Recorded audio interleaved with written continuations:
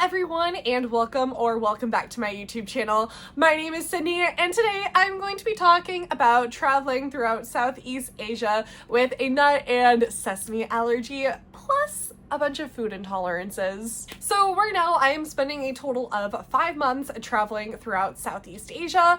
I have already traveled through Vietnam and Indonesia so far, but I am also going to be visiting China and Japan as well. Now, I already mentioned I am very highly allergic to nuts and sesame.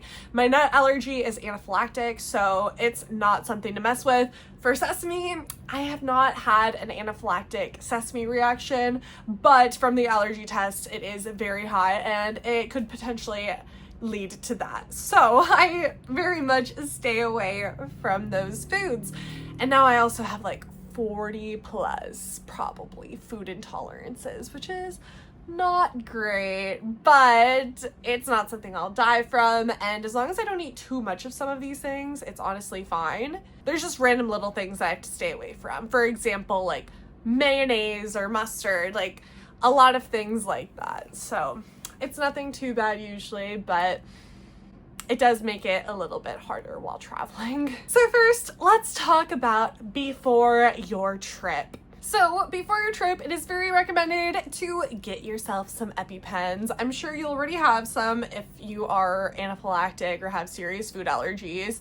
The recommended amount is to bring 4 to 5 EpiPens because sometimes the first one can fail, or you might have multiple incidents where you have a food reaction.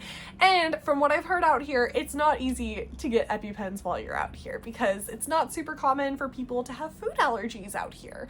So definitely get some before your trip and make sure their expiration date is after your trip. For me personally, I brought 3 EpiPens. I thankfully have not had any issues, and I hope I don't, because if I do and if I have to use them, then it gets riskier to stay out here, especially if I can't get them refilled. Now, before my trip, I actually hadn't researched how many I should bring. I only researched once I started making this video plan, so next time I'll bring more, but so far I haven't had any issues, which is very important. Another thing you should do is get some translation cards. You can also just use Google Translate. People say it's not as effective, but I personally have found it fine.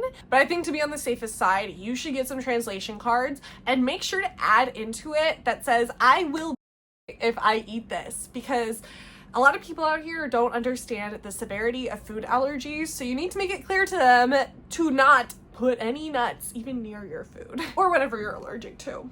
Next is travel insurance. I would definitely recommend having travel insurance no matter what before your trip for all the reasons you can think of, but especially if you end up in the hospital from having a food allergy.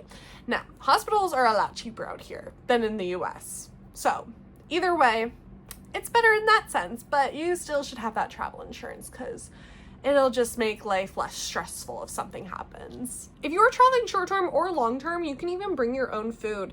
I personally bring protein bars that have no nuts. The brand is literally called No Nuts, and I brought 40 of those, and I bring them more so as emergency food for travel days because sometimes when you're on the airplane, you don't want to risk having an issue while in the sky.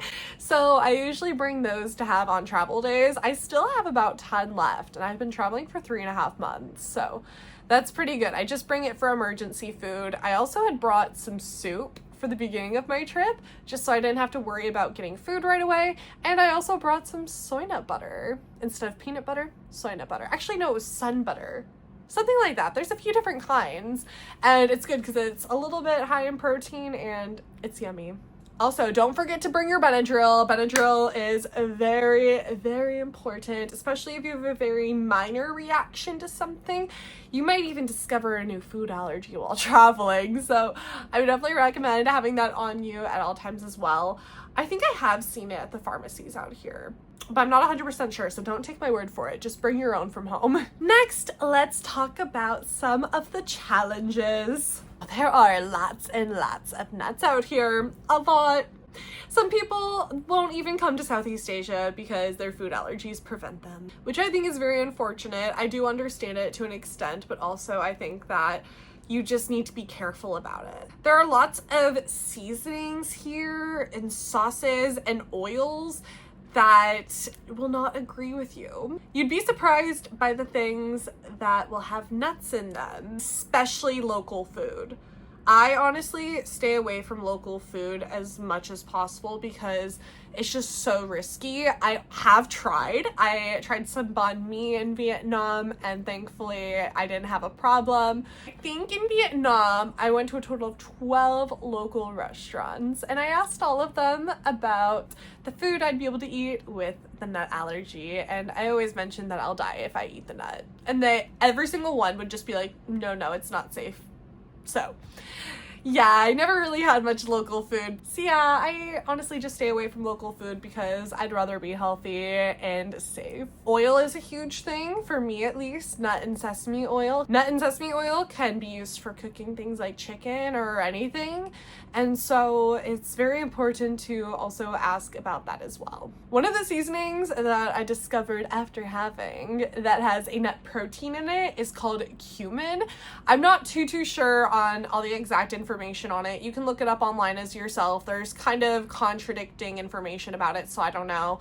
But for me, when I did have cumin, I had they put it on pasta in Turkey. And I thought this pasta tasted absolutely awful. I did not have much, but I got very sick. Thankfully, it wasn't enough to cause an anaphylactic reaction, but it was so bad. My throat did start kind of closing up, had hives. It was not a beautiful day. It was not a beautiful 3 days. I was not able to really do anything for 3 days at all. So also be careful on seasonings. Personally, I always just ask for it with none, which kind of sucks because then a lot of things are plain, but is what it is. I travel with my own seasonings actually too. So when I order food from Grab, which we'll talk more about that later, I'll just add my own seasonings to it. Sauces are such a huge issue out here. I would just avoid all sauces if I were you, unless it's like an American brand sauce or one you're familiar with from at home, honestly, because a lot of them have nuts out here. Now let's talk about eating out. First, let's start with street food. I always avoid unless there's a very detailed menu. When I was in Vietnam on Phu Quoc Island, there was this street food spot, like a street food restaurant. They had a lot of seating, but it was very much street food.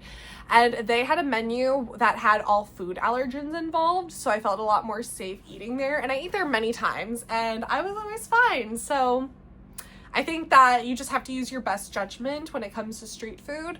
I would avoid it for many reasons, just because it can also upset your stomach. But with food allergies, it's not worth it, especially with communication. Not everyone fully understands. Sometimes they just want to make a sale, baby. I just don't think it's worth it. Unless there's the allergen menu. Now let's talk about restaurants. For me personally, I usually stick with foods that I already know. I will try new things occasionally, but not super often, just because I'm not sure about the food. And for me personally, I usually eat at westernized restaurants because they tend to be safer and have the food that I'm familiar with. And like I said earlier, when I went to a lot of the Vietnamese restaurants, they just turned me away. So you can try, but I think that it's just easier and safer to eat at the Western restaurants.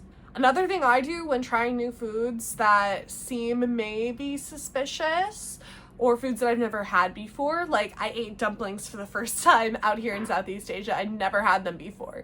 But so when I eat it for the first time, I take a small bite, I wait 5 minutes, maybe sometimes 10, to see if I have a reaction, and if I don't, I continue eating it.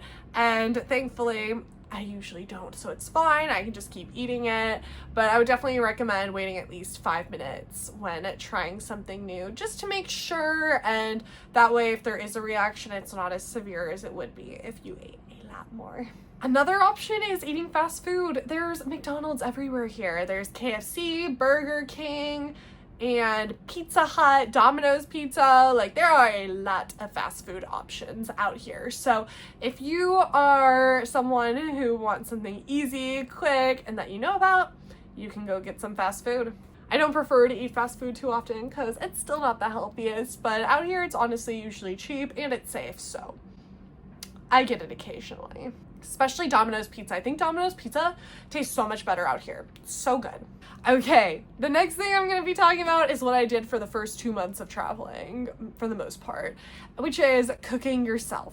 If you cook yourself, you know what you're putting in there. So, overall, I feel like it's a lot safer, and that's what I did at the beginning of my trip, because it just made me feel a lot more comfortable and I knew what I was eating. Honestly, though, I think cooking yourself, especially in Vietnam, is more expensive than just eating out.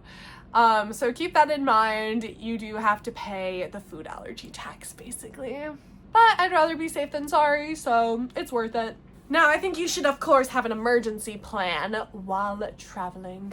I think you should always know the emergency numbers in the country you're visiting, so that if you do have an issue, you're not struggling to figure it out while you're being stressed and all these things are going on, of course. And you should also know where the nearest hospital is in each location, because that way, if you do have the issue, you can either just, call a Grab ride or the ambulance. I heard a lot of people usually just take Grabs to the hospital here, though, because it's faster than an ambulance. I don't have experience with it, so I can't say 100%, but that's what I've heard. So my conclusion on all of this is that traveling with food allergies is very possible. You can make it work, and you just have to take a lot of precautions while doing so. It definitely is risky because you don't know 100% when eating out, but you can do the best that you can to prevent it. I do not think that you should let a food allergy stop you from traveling. Look at me, I've traveled a lot. I've done many other trips before. You can see some videos on my YouTube of other trips I've done as well if you're interested.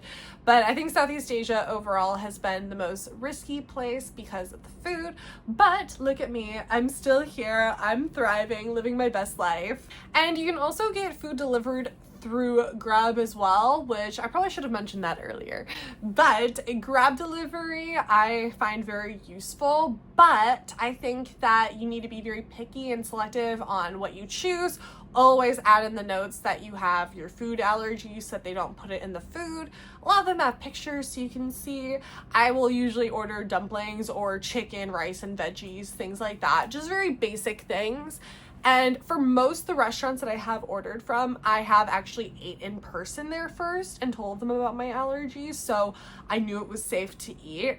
Otherwise, I think it can be a bit risky unless it's just very general, bland, neutral foods. But it is very convenient out here using Grab to deliver the food. I think Gojek also delivers food. It depends which country you're in.